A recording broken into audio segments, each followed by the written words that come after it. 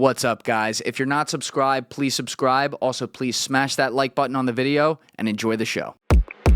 When you were talking about Mike, you mentioned you had the idea that you wish one Hollywood movie house or something was dedicated to telling these stories. And I think that's a great idea. But we are living in a time where we've turned in on ourselves, and it feels like we are disincentivized from celebrating America. Now, I didn't even serve in the Army or anything, so you have even a bigger appreciation for it than I ever could. But like, I think I'm the luckiest dude in the world to live in this fucking country. I think, yeah, we have our flaws. I'll call them out when we do. We want to fix them. But like, this place is, even when we're fucked up, this place is so great compared to other things I've even had the chance to see around the world. And yet it feels like sometimes people will make they will make it their habit to be able to just say everything that's wrong with this and why we suck and why, you know, we hurt everything we touch and whatever. What do you think that is? And how did we even get here?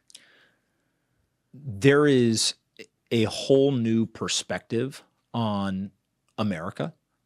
And America is not perfect, but America is still the greatest country ever assembled. Democracy and capitalism are the two best systems ever created. There's a lot of people who've experimented with a lot of things, but we ain't seen one that's better. Right. Right.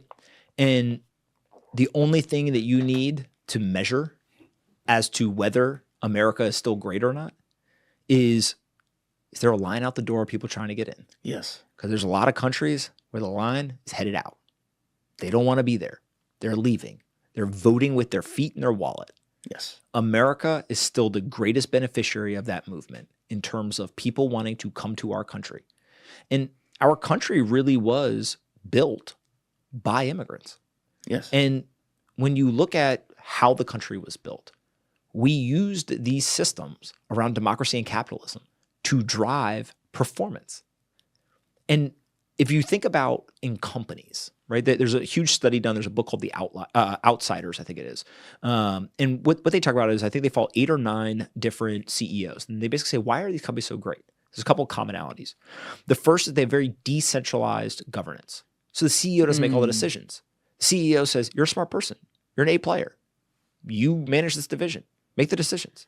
We're going to live or die with the decisions you make. The second thing is they push that decision making as close to the problem as possible. Why should the person working on the problem have to come to you and then you come to me? That's the person who understands the problem better than me. Let them make the decision. The third thing is they're great at capital allocation. Capital allocation ultimately is just a game of incentives. If I put money here, what happens? If I put money here, what happens? And thinking through that. And so there's a couple of these different components that go into what make it great. Well, as a country, we basically are the epitome of this same strategy. We have decentralization. We have 50 states. We have pushed decision-making as close to the actual problems as possible in structure, maybe not in practice, but in structure. We have local governments, we have state governments, and then we go up to the federal government. And then on top of that, what we usually try to do is we try to actually make it better. Capitalistic incentives, right? The whole point is if you come to our country, you have the opportunity to build a life of value, happiness, economic prosperity, and probably one of the most important things, freedom to the degree of if you don't like it here, you can leave. And so when you see all of these components going into it, we're like, wait a minute, we're just a great corporate structure where we have incentivized our quote unquote employees. Those employees produce actual economic productivity for our country. They pay our taxes. They're part of our income. And what we are incentivizing them to do is if you win, we win. And then from a governance standpoint, we don't just say, you're the king. We have a democratic system. Now, in practice, what I think a lot of people have actually gotten very uncomfortable with when it comes to government is that the local politicians seem to be distracted with stupid things. In many of these cities, they're worried about, let's build $1 million toilet rather than, hey, let me actually figure out what are the problems my citizens are facing and how do I solve those problems. The state level, similar. And then the federal government comes in over the top and acts like, get out of my way. I'm the federal government. I'm going to tell you guys what to do. And you see this with public health crisis, southern border, et cetera. And so as a country, What we actually would benefit from is to simply say, listen, all we're going to do is we're going to make your vote actually matter. When you go into the ballot box, when you vote for that local representative, they're going to make the local decisions. Make sure you choose wisely. We're not going to tell you who it should be. You as the local people. Do you think that realistically will happen? I think that the only way that it can happen is you actually need a president and an administration that has the intellectual humility to say, I'm not going to overstep. But does the president and administration really have,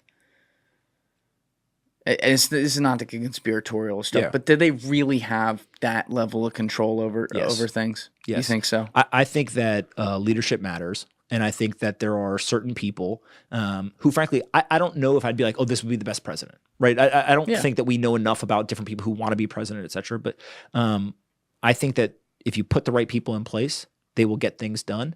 And part of getting things done is knowing what not to work on and also when to delegate, and really having local politicians at the local and state level do work and actually focus on important things is a form of delegation.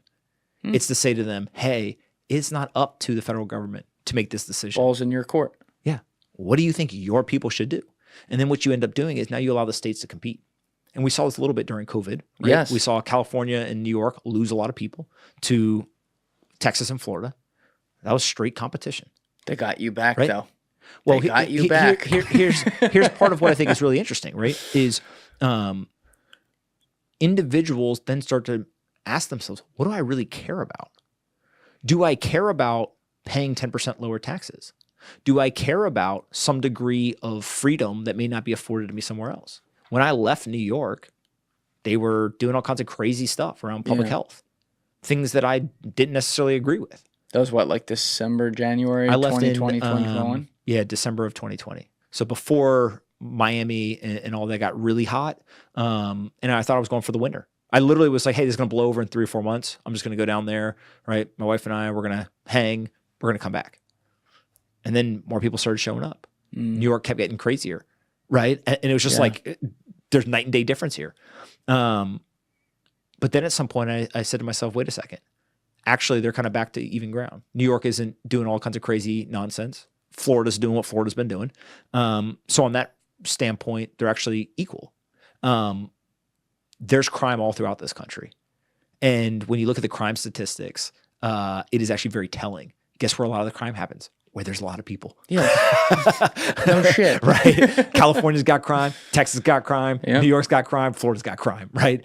And so like the narrative is actually very different than when you look at the statistics. So you kind of like can't get away from it if you want to live in a big city. That's right. And then from a business perspective, I said to myself, am I optimizing for 10% or am I optimizing for 10x? And so I can save 10% of my taxes on living in these low tax states, but is it actually what's best for my business? Or could I just make 10x more for my business by being in a California or New York? And sure, you got to pay more taxes, but your tax revenue that you pay, you're buying something, right? So yes, you have to pay 10% more to live in New York City. That's an interesting way to look at it. Wow. But I'm buying the ability to live in New York City. I'm buying the density. I'm buying the energy. I'm buying the ability to walk to the corner store. I'm buying the ability to go to Central Park. Right. It's like the most expensive park in the world to attend, right? But damn, is it awesome. It is awesome. And so you look at that and you say, okay, what are you optimizing for? And the reason why people argue about it on the internet is because everyone's optimizing for something different. Somebody who lives in Texas can't imagine why you would pay taxes in California because they care about the taxes. But the person in California may say, I can't imagine why you would live where the weather isn't perfect. Right. Right? And they don't care about the strokes, taxes. different folks. And so the debate is almost stupid. But what I do think is important is for the American people is to have as much optionality as possible. Let the states compete, right? Allow them to use their incentive systems and taxes to try to get people to show up or to push them out, right? Also, allow them to compete on all of the other regulatory fronts. Because my guess is that if states took more kind of ownership over the regulatory environment and they said, you know what, we're okay having more biotech experimentation here. A lot of people would move there who want to work on biotech stuff, right? Yeah. Like, the incentive system works. I always joke, I got a bunch of friends who moved to Puerto Rico, right? And I ask them, and they're like, well, I pay 0% taxes. I'm like, okay. You live in Puerto Rico. Well, beautiful place. A lot of friends I know actually are from Puerto Rico, but they've left. And the reason why they're giving you 0% taxes is similar to why the military paid me $20,000 to sign up.